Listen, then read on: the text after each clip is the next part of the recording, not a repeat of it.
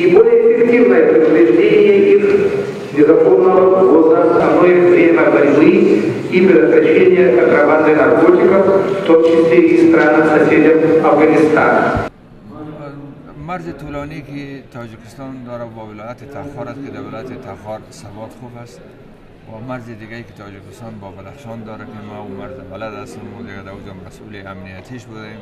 در اون سوالی ها کدام تهدید جدی که امنیت تاجیکستان از مرز بالقوه تهدید کرده نیست. یک قاچاقبرای خرد و کلانی که در اونجا هستن اینا دیگه یک تهدید جدی نیست.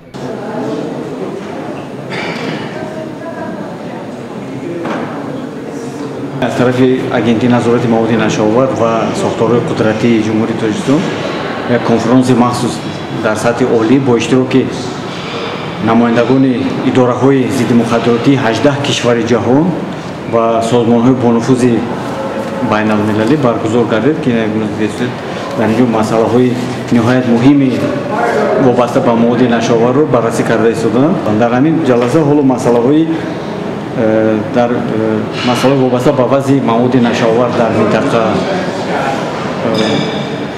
مشکلات موجوده در سمت مبارزه با مواد مخدر در کشور در تاجیکستان و در منطقه‌هایی که در گرد افغانستان میباشند، کشورهای آسیای مرکزی، همه این مسائل در همین جلسه امروزه بررسی کرده میشوند.